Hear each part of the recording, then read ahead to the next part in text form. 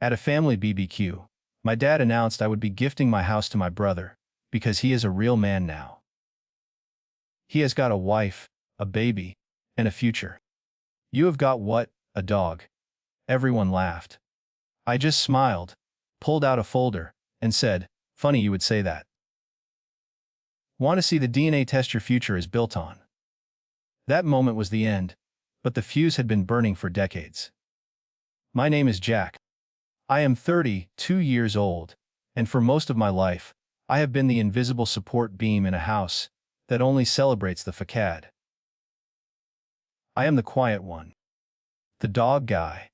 I am not the athlete, not the father, and definitely not the son who carries the family name with any sort of loud, boisterous pride. I am the guy who shows up to Sunday dinner with premium steaks and a well-trained golden retriever named Buster, while my younger brother Ryan arrives 45 minutes late, smelling like cheap body spray and holding his infant daughter like a shield against criticism. Guess which one of us gets the applause? I have always been a statistical outlier in this family. We grew up in a rusted, out Pennsylvania town where the goal was usually just to survive. But I wanted more. I moved into tech instead of construction like my dad, Frank, wanted. I saved aggressively. By the time I turned 29, I bought my own place. It was not a handout. It was a modest 3-bedroom home with a fenced yard, a finished basement, and a kitchen that I gutted down to the studs and rebuilt myself. I laid the tile. I installed the cabinets. I worked 4 days staring at lines of code to pay for every single fixture. And while it is not a mansion, it is mine. Paid off. No mortgage hanging over my head. Just me, Buster, some thriving houseplants, and peace. Ryan is 3 years younger. If you ask my parents, he is the golden boy. Always has been. He was the kid who could spill grape juice on the white carpet and somehow end up getting dessert as an apology. He was the first to get a football scholarship, which he lost due to grades. The first to get married, which was rushed, and the first to have a baby. Still, Mom and Dad act like he is building an empire while I am sitting in a cave playing video games. Never mind that his credit score is probably in the double digits. I never minded the imbalance too much. I had my career, my dog, and my sanctuary. I did not need their validation to know I was doing well. But the disparity in how we were treated was impossible to ignore. When I walked through the door, my dad usually grunts, eyes glued to the television, asking if I fixed his printer yet. When Ryan walks in, the room lights up. My mom rushes to take his jacket.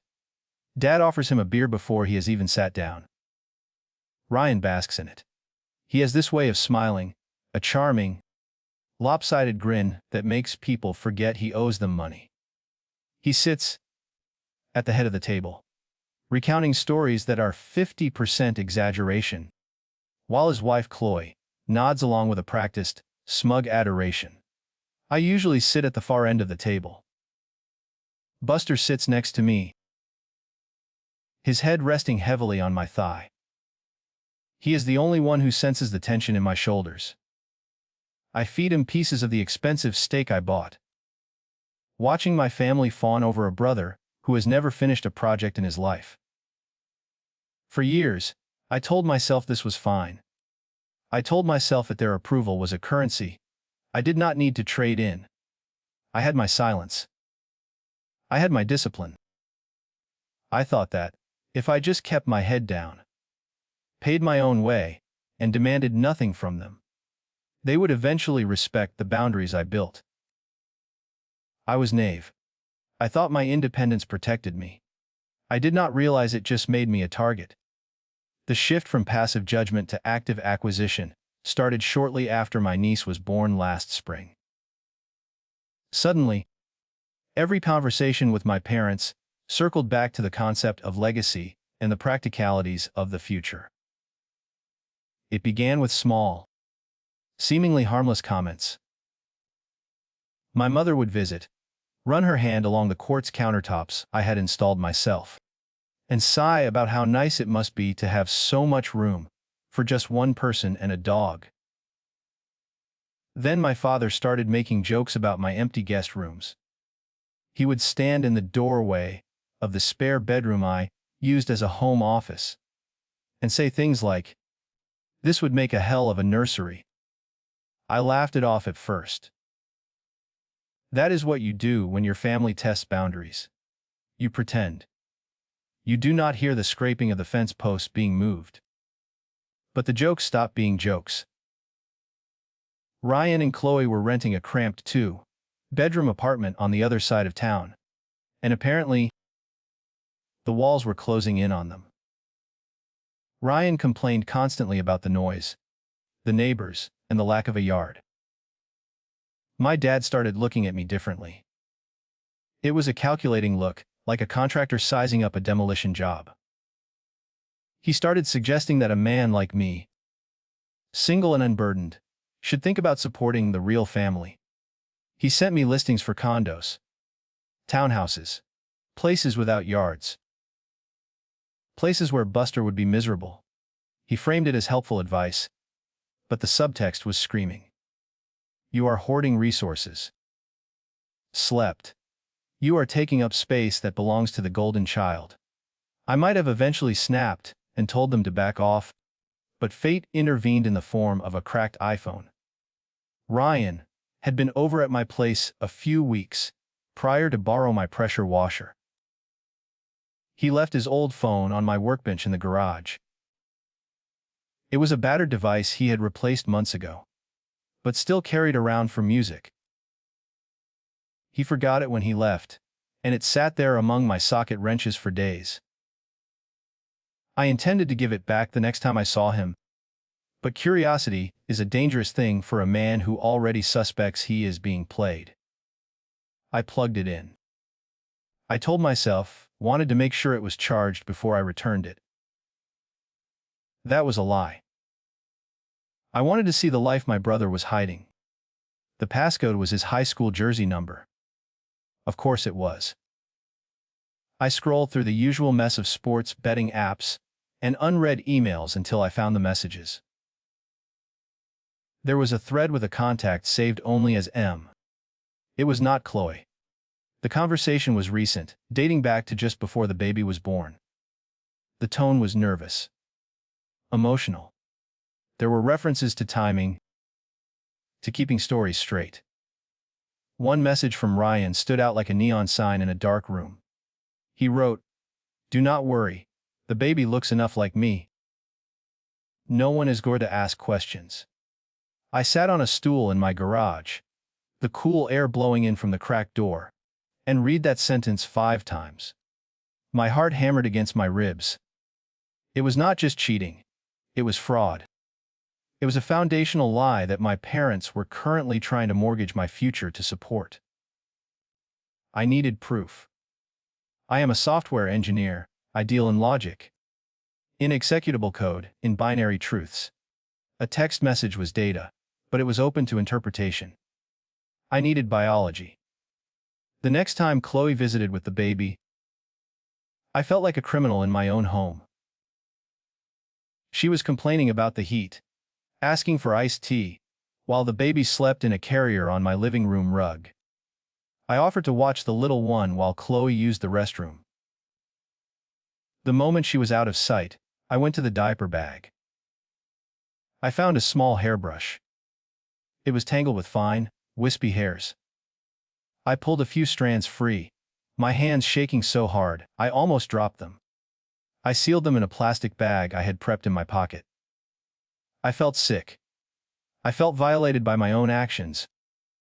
But the memory of that text message hardened my resolve. I ordered the kit from a private lab that promised discretion and speed.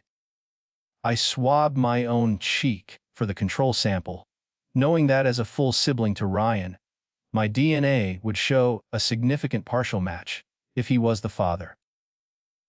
If he was not, the markers would be as distant as strangers. I mailed the package on a Tuesday. The wait was excruciating. During those 10 days, the pressure from my father escalated from suggestions to demands.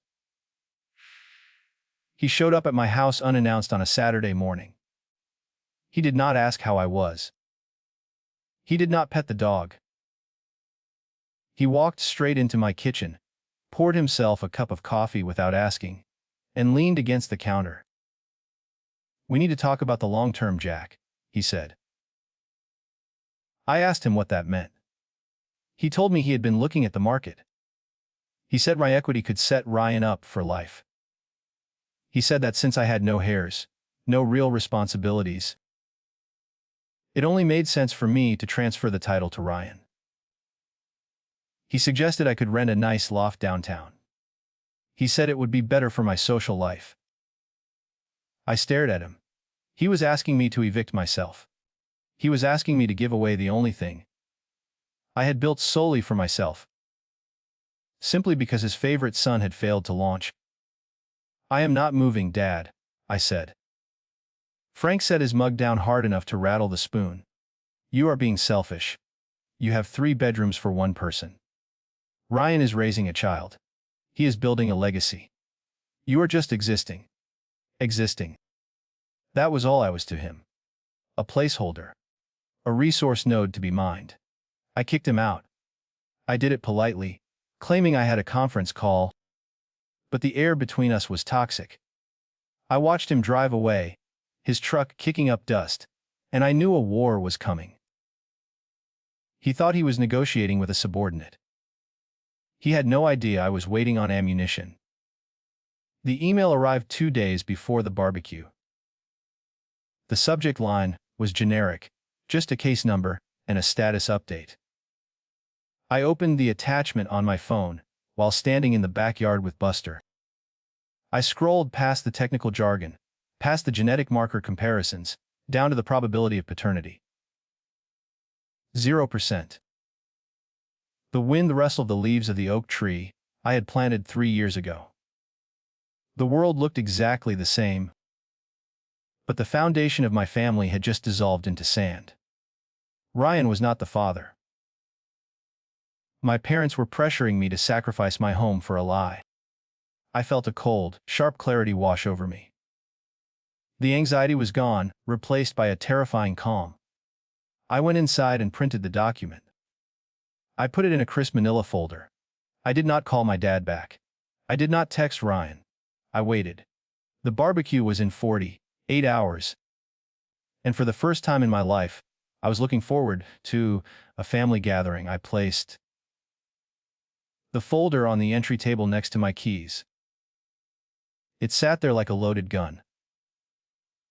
The folder sat on the passenger seat of my car. During the drive, a silent passenger carrying the weight of a nuclear warhead. I parked 2 blocks away from my parents' house. Needing the walk to steel my nerves, the summer heat pressing down on me like a physical hand. It was one of those suffocating mid-July days where the air feels heavy enough to drink. By the time I walked into the backyard, my shirt was already sticking to my lower back. The scene was picture perfect in the most nauseating way possible. Streamers twisted in the gentle breeze. A banner hung crookedly over the patio door, and the air smelled of charcoal and lighter fluid. My dad, Frank, stood by the grill, flipping burgers with a theatrical flair, a beer sweating in his free hand. He looked like the king of his own little castle, grinning as he surveyed his domain. Ryan was already there, holding court near the cooler. He held a bottle of imported beer, one I knew he did not buy, and was gesturing wildly with his free hand while recounting some story about his glory days on the field. Chloe sat nearby in a lawn chair, wearing oversized sunglasses and a tank top that read Mama Bear in glittery cursive.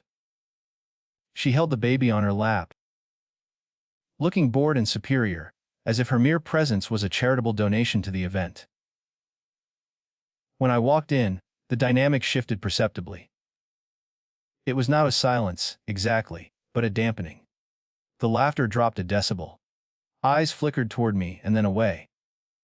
"Hey, the stranger arrives," Ryan called out, his voice a little too loud, a little too slurred for 2 in the afternoon. "Where is the beast?" "I left Buster at home," I said, keeping my voice neutral. "It is too hot for him." Frank looked up from the grill. "Good. Do not need dog hair around the food. Grab a beer, Jack. We have got cheap stuff in the red cooler. The good stuff is for the guests." I did not point out that I was technically a guest, or that I had brought a case of craft IPA that was currently sitting on the table, unopened. I just nodded and grabbed a water. I felt the full tucked into the inside pocket of my light jacket. I had worn the jacket despite the heat, specifically to conceal it. I stood by the edge of the patio, watching them. They looked like a unit. A closed circuit of dysfunction that fed on itself. My mom bustled out of the kitchen with a tray of potato salad, cooing over the baby, ignoring me completely, until she almost bumped into me. "Oh, Jack," she said, sounding startled. "You are here. Can you move that chair? Ryan needs more legroom." I moved the chair.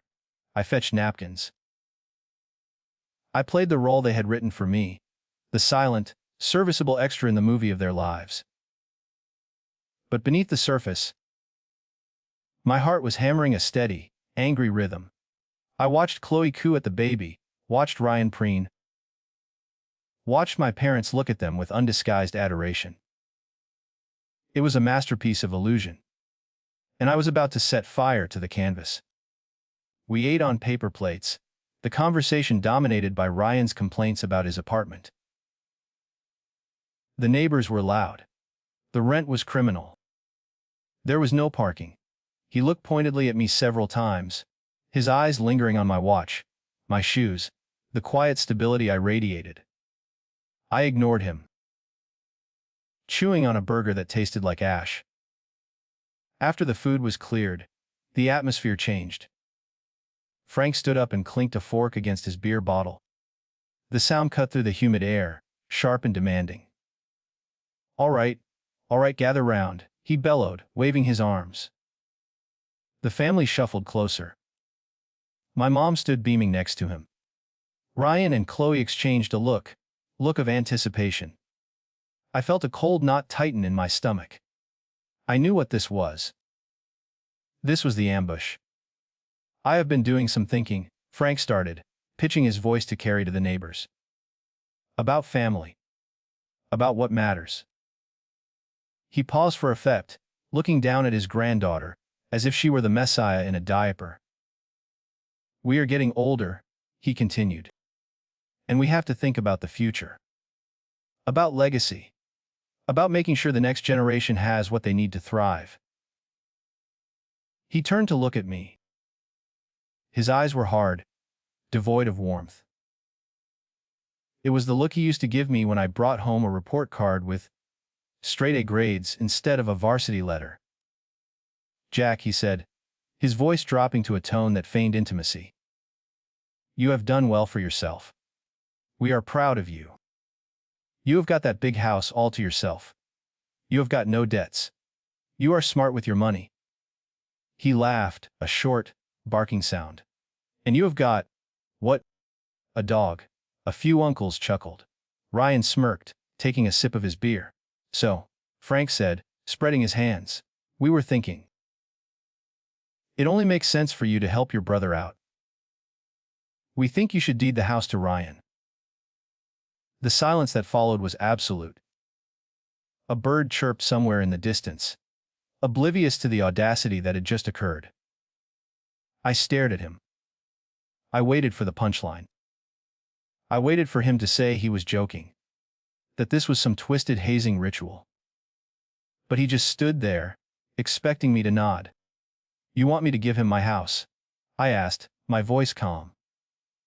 "Gift it," Frank corrected. "Keep it in the family. You can get a condo. Something smaller. Easier to manage. You do not need all that space, Jack. You are a bachelor. Ryan is building a life." Ryan puffed up his chest, draping an arm around Chloe. Yeah, man. It is about the baby. She needs a yard. You know how it is. I looked around the circle. My mother was nodding encouragingly. Chloe looked smug, adjusting her sunglasses. They had discussed this. They had planned this. They had carved up my life over dinner, while I was sitting alone in the home they felt entitled to. You are serious, I said. Dead serious, Frank said, his smile tightening. It is the right thing to do. Be the bigger man. Then he delivered the blow that shattered the last remnant of my restraint. He gestured to Ryan, then to me, his face twisting into a sneer of comparison. He is a real man now, Frank announced, his voice booming. He has got a wife, a baby, and a future. You have got, what, a dog? Everyone laughed. It wasn't a nervous titter. It was genuine, mocking laughter. My uncles, my cousins, my mother. They laughed at my life. They laughed at the discipline, the sacrifice, the lonely nights working to build something of my own. They saw my existence as a joke, a placeholder until the golden child needed to harvest my crops. Something inside me snapped. It wasn't a loud snap. It was the quiet, metallic click of a safety being disengaged. I didn't yell. I didn't flip the table. I just smiled. It was a cold smile. One that didn't reach my eyes. I reached into my jacket pocket and felt the smooth surface of the manila folder. I pulled it out. The laughter died down, replaced by confused murmurs. I placed the folder gently on the plastic tablecloth, right between the ketchup and the mustard. I smoothed the cover with my hand. Funny you would say that, I said, my voice steady and clear, cutting through the humidity. Want to see the DNA test your future is built on? The silence that fell this time was different. It was heavy. Suffocating. It was the silence of a guillotine blade hanging at the top of its arc. Frank frowned, his brow furrowing. What is that? Ryan went pale. The color drained from his face, so fast I thought he might faint. He took a half step toward the table, his hand reaching out, but he froze. Chloe stopped rocking the baby. Her mouth opened slightly, her sunglasses sliding down her nose, just enough for me to see the panic in her eyes. It is a paternity test, I said, looking directly at my father. From a private lab. I ran it 2 weeks ago. Frank looked from me to the folder, then to Ryan. Ryan, what is he talking about? Ryan stammered. He is lying. He is jealous. He is crazy, Dad. Do not look at it. But Frank was already reaching for it. His hand shook slightly. He opened the folder. He stared at the paper for a long time. I watched his eyes scan the lines. Watched the comprehension dawn on him. He read the 0% probability. He read the cold, hard science that dismantled his legacy. He looked up at Ryan. His face was a mask of confusion and horror. This says, it is fake. Ryan shouted, his voice cracking. He forged it. He is trying to ruin us. I leaned back against the patio railing, crossing my arms. I did not forge anything, I said, and the sample came from the hairbrush Chloe left in my bathroom. Chloe let out a sharp gasp. You stole hair from my baby, you creep. I ignored her. The truth was out. The bomb had detonated. The fallout was just beginning. Frank looked at Chloe, then at the baby, then back at Ryan. The golden image was cracking. The legacy was a lie, and the son he had mocked, the one with the dog, was the only one standing on solid ground. Ryan lunged. It was a desperate, flailing motion. He came across the table, knocking over the pitcher of lemonade, grabbing for the folder. You son of a bitch! He screamed. My uncle grabbed him by the shoulders, holding him back. Ryan was red-faced, spitting, screaming obscenities. The baby started crying. Chloe was sobbing, screaming that I was a monster, that I had ruined everything. I didn't flinch. I watched them unravel. I watched the perfect family portrait dissolve into chaos. "I am leaving," I said. I turned my back on them. I walked through the side gate, past the cooler of cheap beer, past the streamers fluttering in the wind. Behind me, the shouting escalated. I heard my mother crying. I heard Frank roaring questions. I heard the sound of a family breaking apart. I reached my car and unlocked it. The heat inside was stifling, but I didn't care. I tossed the jacket onto the passenger seat. My hands were trembling, not from fear, but from the adrenaline of the release. I had burned the bridge. I had lit the match and walked away. I started the engine. As I pulled away from the curb, I looked in the rearview mirror. No one had followed me out. They were too busy drowning in the wreckage I had left behind.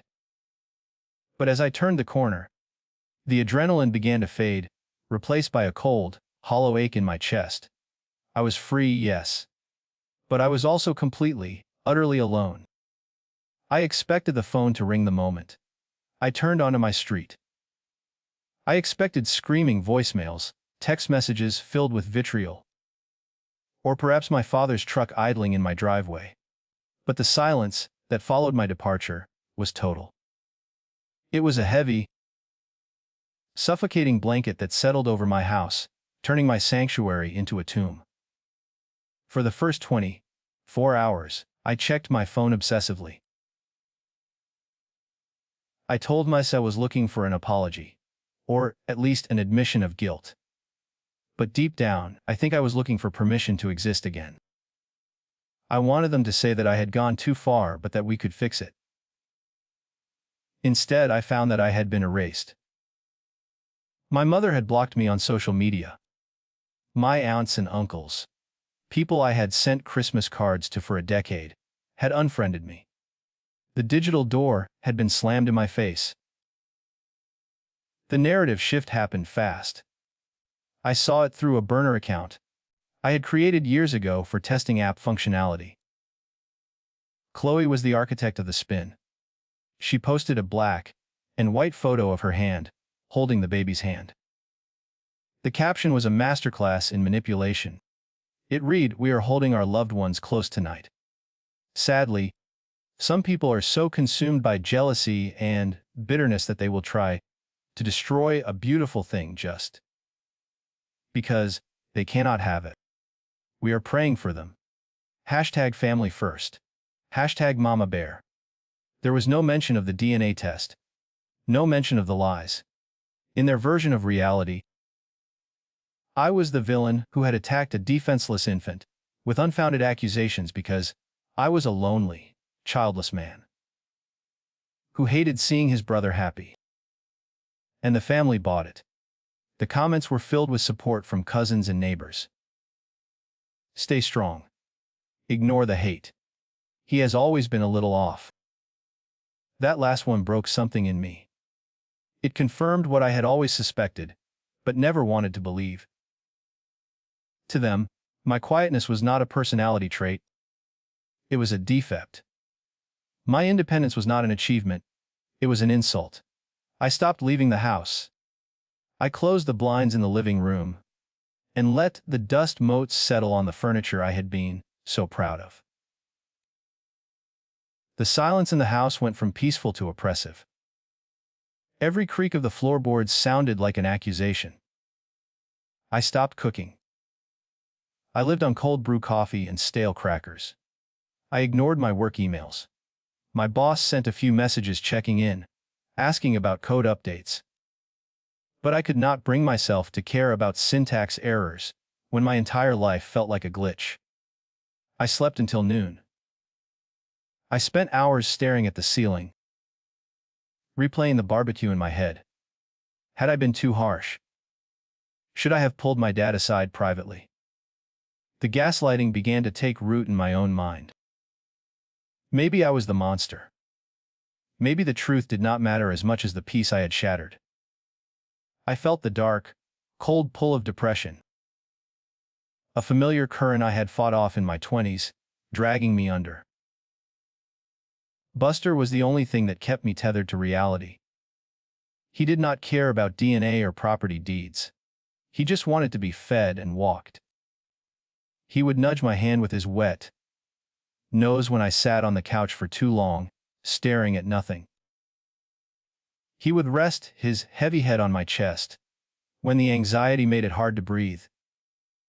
If it were not for him, I might not have gotten out of bed at all. On the 5th day of my exile, the doorbell rang. I froze. I was sitting at the kitchen table in my boxers, surrounded by unopened mail. Buster barked, trotting toward the door, tail wagging. I moved slowly, peering through the peephole. It was not my family. It was a postal worker holding a thick, rigid envelope. I opened the door just wide enough to sign the digital pad. The carrier handed me the envelope and left. It was certified mail.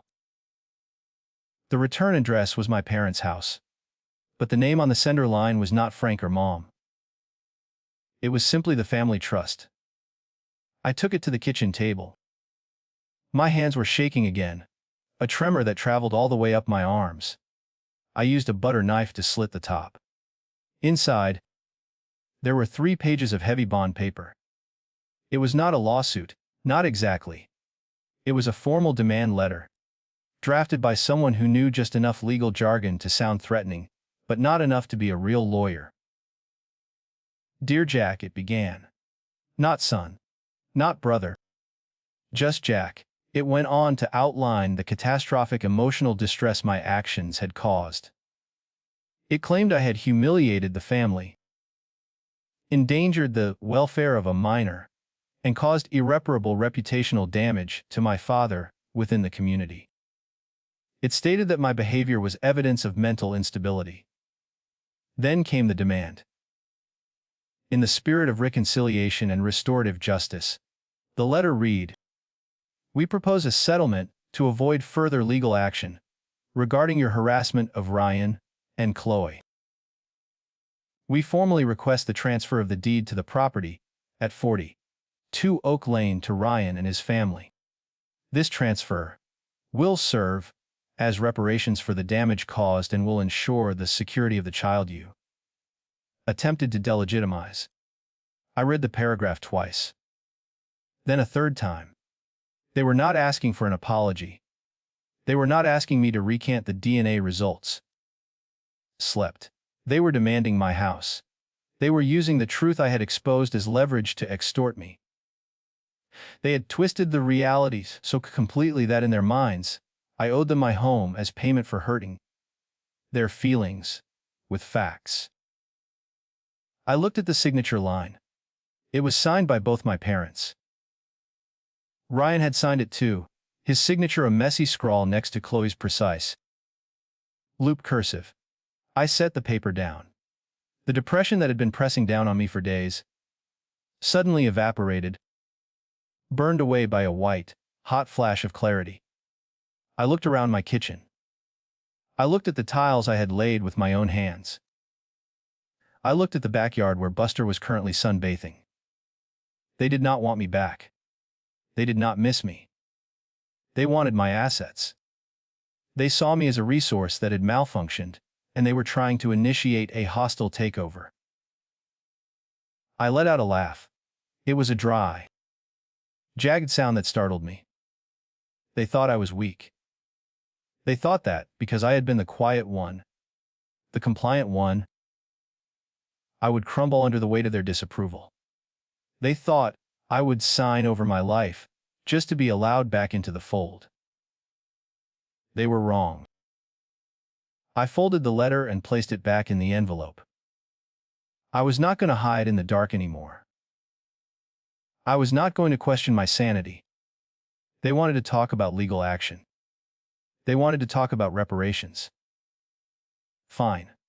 I stood up and walked to the window, opening the blinds for the first time in a week. The sunlight hit my face, bright and blinding. I picked up my phone. I had a lot of work to do, and I was done playing by their rules. But as I unlocked the screen, I saw a notification from a number I did not recognize. It was a text. Simple and ominous. "We know about the lab you used. We know you paid for it. Fix this, or we release the rest." I stared at the screen, my thumb hovering. The rest. I did not know what they meant, but the threat was clear. The letter was just the opening salvo. The war had officially begun. Slept. That text message was the catalyst that finally pried me out of my self-imposed house arrest. I could not sit in the dark and wait for them to invent new ways to dismantle my life. I grabbed Buster's leash, zipped up my hoodie to hide the fact that I had not shaved in a week, and walked out the door. The air was crisp, carrying the scent of impending rain, a sharp contrast to the suffocating heat of the barbecue. We headed for the large municipal park a few blocks away. It was a Tuesday morning, so the trails were mostly empty, save for a few joggers and stay-at-home parents pushing strollers. I kept my head down, headphones on with no music playing, just trying to outwalk the anxiety humming in my veins. I felt like a fugitive in my own neighborhood. Every time a car slowed down nearby, my muscles tensed, expecting to see my father's truck or a police cruiser, sent to serve me with more insanity. We were cutting through a wooded section near the playground when Buster suddenly stopped. His ears perked up, and a low, urgent whine vibrated in his throat. I tried to tug him forward, but he planted his feet, staring intently toward a dense cluster of rhododendrons near the creek bank. "Come on, buddy," I muttered, pulling harder. Buster ignored me. He gave a sharp bark and lunged, nearly ripping the leash from my hand. I stumbled after him, annoyed, thinking he had spotted a squirrel. He dragged me off the path, crashing through the brush, until we reached the muddy bank of the creek. A little girl was standing there, shin deep in the water, frozen in fear. She could not have been more than 4 years old. She was staring at a large snapping turtle on the bank that was hissing, its beak open. She was shaking, silent tears streaming down her face, too terrified to move or scream. Buster did not hesitate. He stepped between the girl and the turtle, letting out a deep, commanding bark that sent the reptile sliding back into the water. Then he turned to the girl, his tail wagging low and gentle, and licked her hand. The spell broke. She wrapped her arms around his neck and started to sob. I rushed forward and scooped her up, carrying her back to the safety of the grass, just as a woman came sprinting down the hill, screaming a name. It was the mother. She had turned her back for a second to throw away a coffee cup, and the girl had wandered. The reunion was chaotic and tearful. The mother thanked me profusely, hugging her daughter, but she kept looking at Buster.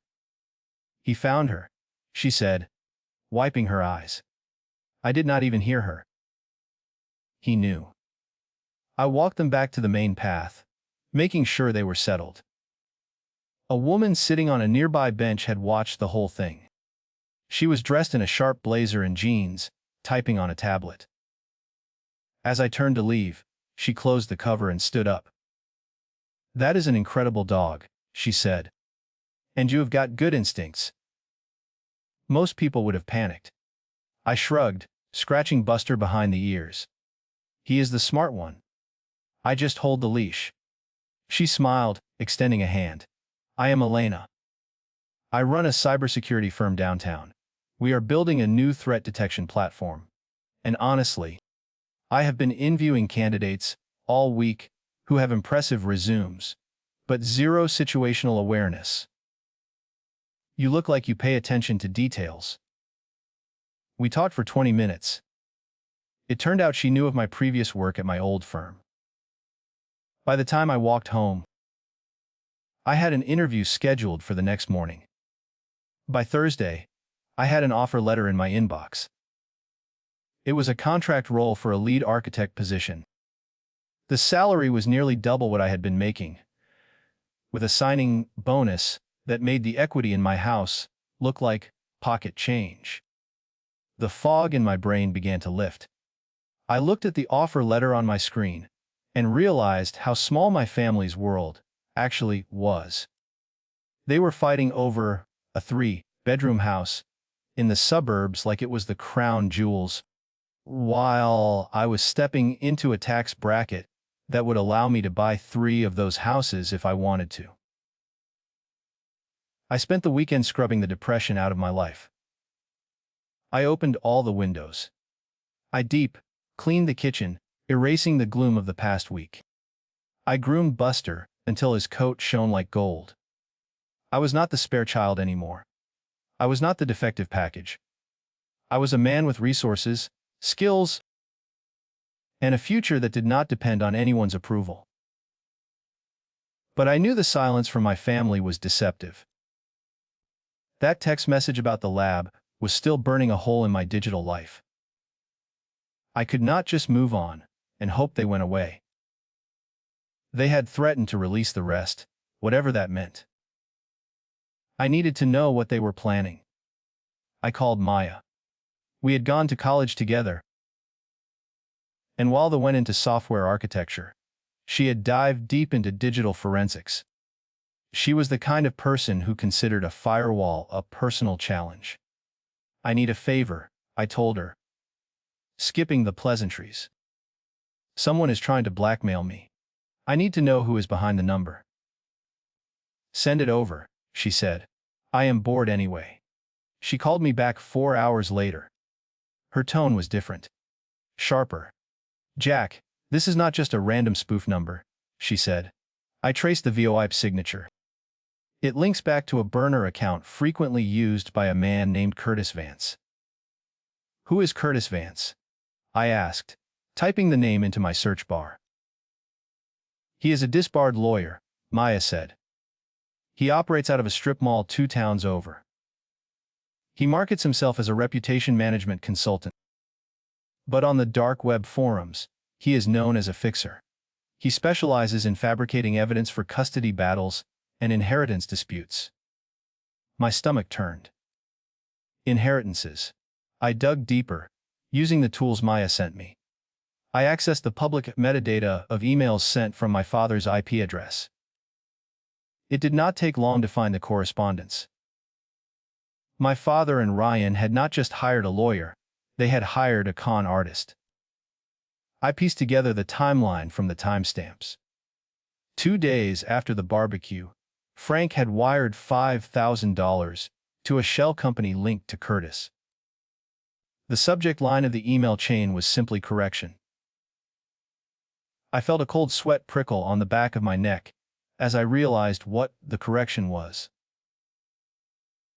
They were not trying to disprove the paternity test I had run. That was impossible. The science was sound. They were paying Curtis to create a new counterfeit report, one that would show Ryan was the father. But the plan went darker. I found a draft document in a shared cloud folder they had been foolish enough to leave unsecured. It was a press release. It painted me as mentally unstable, claiming I had forged the original test out of jealousy and malice. It accused me of predatory behavior, suggesting I had targeted Chloe and the baby to destabilize their marriage. They were going to frame me. They were going to release a fake DNA test, claiming it was the real one, and say that I was the one who had lied. They planned to destroy my reputation, my career, and my life, just to save face. I sat back in my chair, the glow of the monitor illuminating the dark room. I looked at Buster sleeping on the rug. They wanted a war. They wanted to bury me under a mountain of lies so they could steal the life I had built. My phone buzzed. It was another text from the unknown number. Tick-tocked. Jack, we have the proof of your forgery ready to go. Sign the house over by Friday, or everyone sees what you really are. I did not reply. I simply picked up my phone and called Maya back. Do not block him, I said, my voice steady. I want you to give me full access to his network. Why? Maya asked. What are you going to do? I am not going to run, I said. I am going to let them think they have won. And then I am going to burn it all down. I did not sleep that night. Instead, I turned my dining room table into a command center. Maya arrived at dawn with a server rack in her trunk and a look of grim determination. She treated this not as a favor for an old friend, but as a surgical strike on a chaotic system. We were not just going to defend my reputation. We were going to dismantle the threat at the source. The first step was reconnaissance. Curtis Vance might have been a predator, but he was technologically illiterate. Maya bypassed his firewall in under 20 minutes. It was almost insulting how easy it was. His password was his own last name followed by the year. Once we were inside his network, the scope of his operation became nauseatingly clear. He had a folder for every client. I saw names of local politicians, business owners, and angry ex-husbands.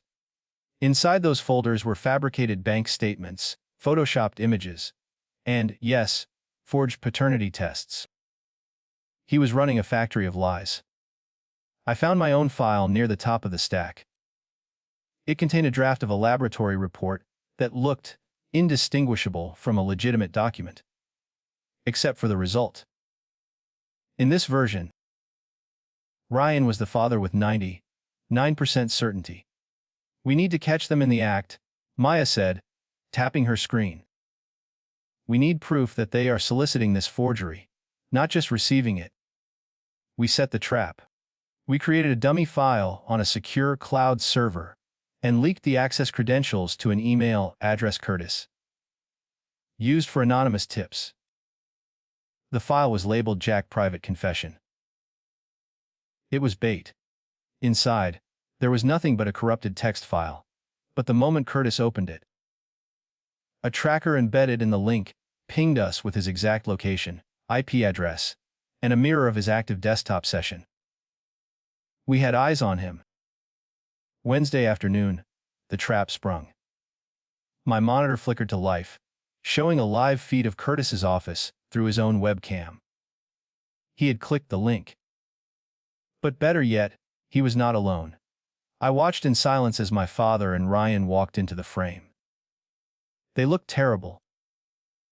Ryan was wearing the same clothes he had worn for days, his eyes bloodshot and darting around the room. Frank looked older, his posture slumped, the bluster of the barbecue completely gone. They sat in the cheap leather chairs opposite Curtis's desk. "Did you do it?" Frank asked. His voice was tinny through the laptop microphone, but clear enough to record. "It is done," Curtis said, leaning back. "The document is ready. It will hold up to casual scrutiny. If your son releases this, the narrative changes immediately. Jack looks like the liar. You win." Ryan let out a breath that sounded like a sob. "Thank God. We just need this to go away." "There is just one small change to our agreement," Curtis said. He picked up a pen and twirled it. "The price has gone up."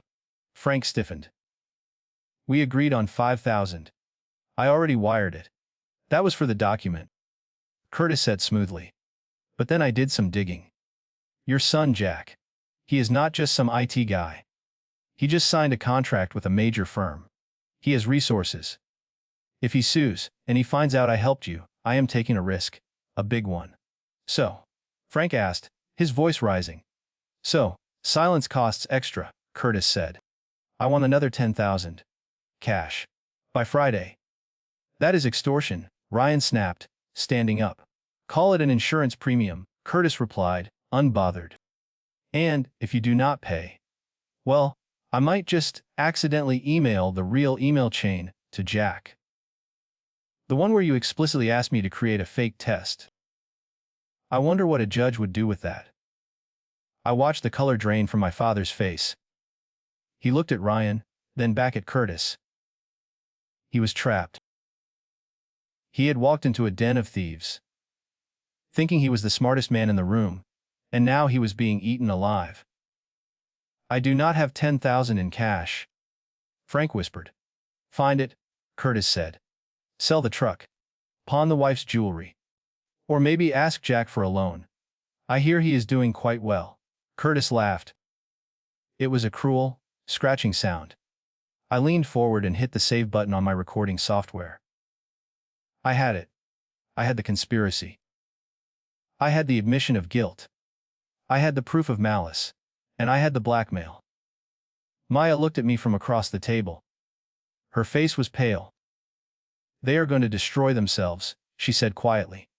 No, I said, closing the laptop. They already have. I spent the next 24 hours compiling the dossier. It was a masterpiece of evidence. I had the audio recording of the meeting. I had the wire transfer receipts. I had the emails between Ryan and Curtis. I had the metadata from the forged document, proving it was created on Curtis's computer 2 days after the barbecue. I printed everything out. I bought a new thick black binder. I slid every page into a plastic protector. This was not just a defense anymore. It was a weapon of mass destruction. I was ready to go to the police. I was ready to hand this over to the district attorney and watch the indictments roll in.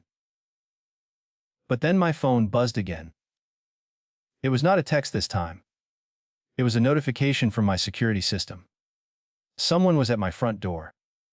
I pulled up the camera feed on my phone. Frank, Ryan, and Chloe were standing on my porch. They looked desperate. They looked like cornered animals. And they had no idea that the man on the other side of the door was no longer their victim. I walked to the door, Buster at my heel. I felt a strange sense of calm. The fear was gone. The hesitation was gone. I unlocked the deadbolt with a loud, deliberate click. It was time to end this. The lock clicked open, and the door swung inward.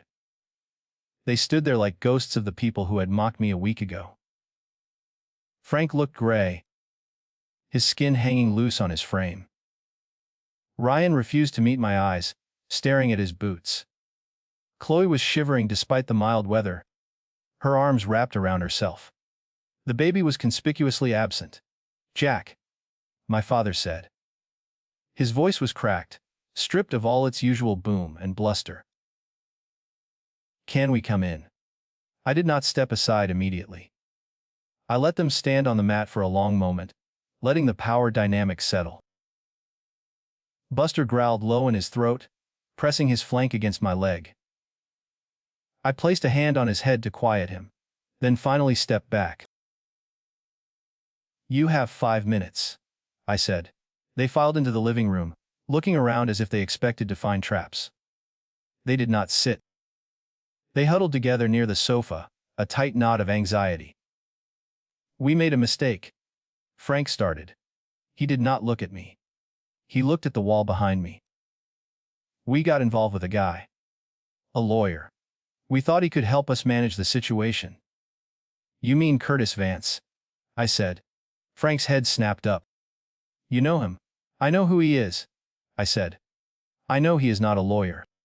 And I know he is currently shaking you down for $10,000. Chloe let out a sob. He has pictures, Jack. He has emails.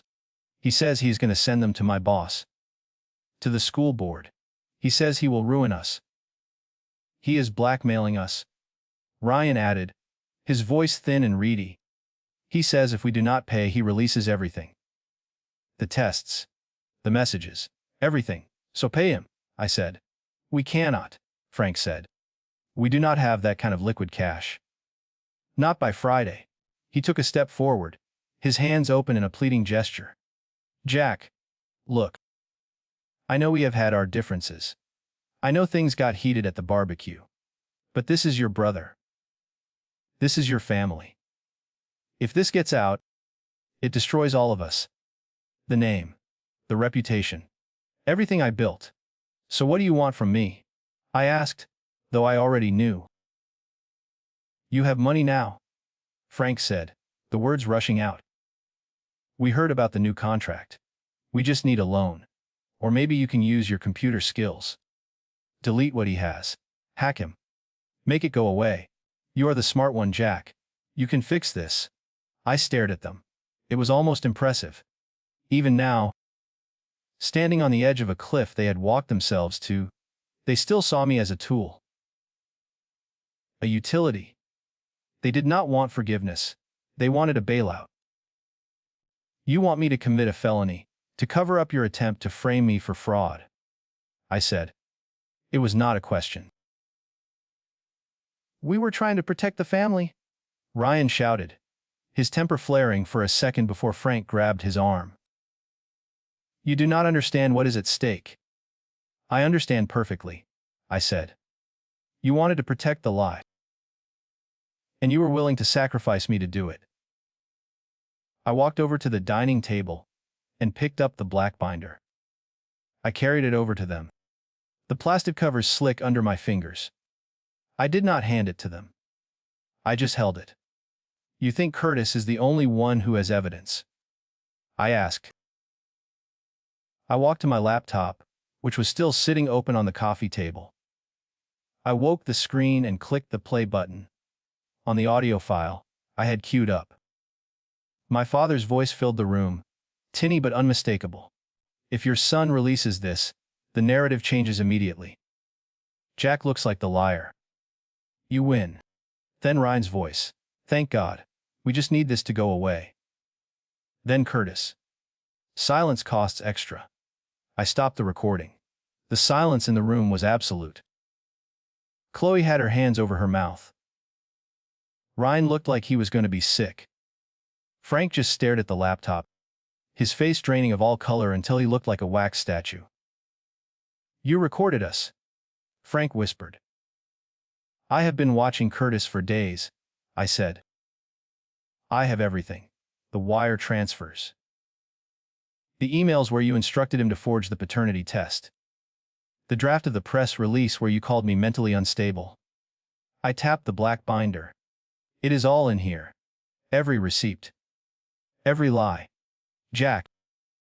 Please, Chloe begged, tears streaming down her face. Please do not. I will lose my job. They will take the baby away. You should have thought about that before you tried to steal my house, I said. My voice was cold, steady, devoid of the anger I expected to feel. You came here asking me to be the bigger man. To save you. But you are not asking for help. You are asking for an accomplice. We're your blood. Frank roared, a last, desperate attempt to assert authority. Does that mean nothing to you? It means you knew exactly where to stick the knife, I replied. I walked to the front door and opened it wide. The cool evening air rushed in, cleansing the stale scent of their desperation. I am not going to pay Curtis, I said.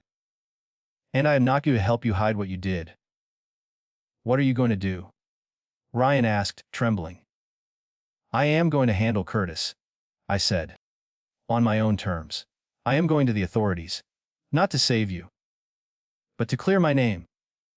If you go to the police, Frank said, his voice shaking. We go down with him. You know that. We are accomplices. I know, I said. Frank stared at me, searching for a crack in the armor. A glimmer of a son who used to seek his approval. He found nothing.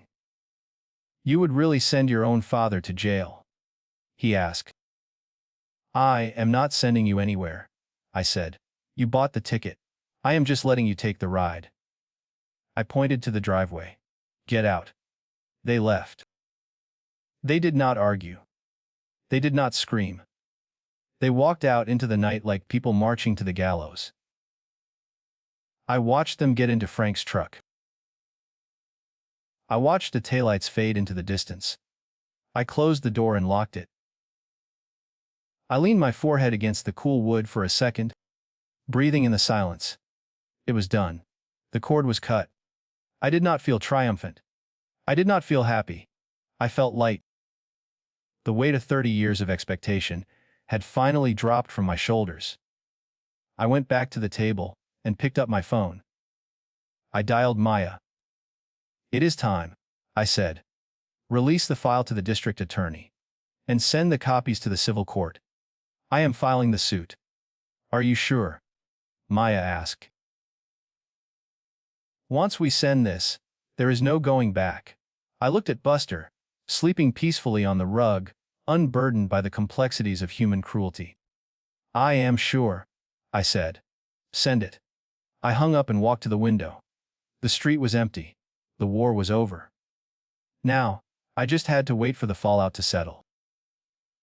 But as I turned off the lights, I noticed a single envelope lying on the floor, by the door, one I had missed earlier in the chaos. It was not from a lawyer. It was a handwritten note, slid under the door before they had knocked. I picked it up. It was from my mother. She had not come inside, but she had been there. I recognized her handwriting instantly. I tore it open. There was no money inside. No threats. Just 4 words scrawled in the center of the page. I am so sorry. I stared at the words. A week ago they might have broken me. Now, they were just ink on paper. I crumpled the note and tossed it into the recycling bin. Sorry did not fix the foundation. Sorry did not pay the mortgage. Slept. And sorry certainly did not change the fact that come Thanksgiving, there would be a lot of empty chairs at the table. Thanksgiving arrived with a biting chill that stripped the last of the leaves from the trees. I was not at the family table to carve the turkey. My chair sat empty, a silent testament to the void they had created. But they were not forgotten. Just as they sat down to eat, attempting to maintain the charade of normalcy, a sedan pulled into the driveway. It was not me. It was a process server named Ted, a man I had hired for his punctuality and lack of humor. The envelopes he handed to Frank, Ryan, and Chloe were heavy. They contained civil lawsuits for defamation, conspiracy to commit fraud, and intentional infliction of emotional distress. They were filed in tandem with the criminal indictment of Curtis Vance, who had been arrested 48 hours prior in a coordinated sting operation led by the district attorney. The evidence I provided had been irrefutable. My family was not just morally bankrupt, they were legally liable. The fallout was swift and absolute. In a small town, court records are as good as headlines. Frank was forced to resign from the town planning board. His reputation as a pillar of the community crumbling under the weight of the fraud scandal. The shame of being scammed by a fake lawyer while trying to frame his own son was too potent for his pride to survive. Slept. Chloe was placed on administrative leave from her job. Her social media accounts went dark, and the carefully curated persona vanished overnight. Ryan tried to countersue, but no lawyer would touch the case once they heard the audio recordings. He is currently navigating bankruptcy. Slept. And I heard through the grapevine that the paternity questions regarding his daughter have resurfaced, this time without anyone to cover for him. I did not stick around to watch them burn. I sold the house on Oak Lane. It felt too small, too full of ghosts, and too close to the blast zone. I used the signing bonus from my new contract to buy a mid-century modern home on 3 acres of land, outside the city limits. It has floor-to-ceiling windows, a state of the art server room, and a backyard that rolls down to a private stream. Buster's bents, days chasing deer he will never catch and sleeping in sunbeams that stretch across the hardwood floors. I hosted my own dinner that Thursday. Maya was there along with Alina and a few other friends I had made at the new firm. There was no tension. There were no backhanded compliments or veiled threats about legacies. There was just laughter, good wine, and the easy comfort of people who liked me for who I was, not what I could give them. I stepped out onto the deck late that night, looking up at the stars. The pain of the betrayal was still there, a faint white line on my history, like a scar from an old surgery. But it no longer throbbed. I realized then that my father was right about one thing. Legacy is important. But legacy is not a name you carry, or a house you inherit. It is the life you build with your own hands, and the peace you refuse to compromise. They wanted to take my home. In the end, they only helped me find a better one. I took a sip of my wine, whistled for Buster, and went inside, locking the door on the cold night air for good.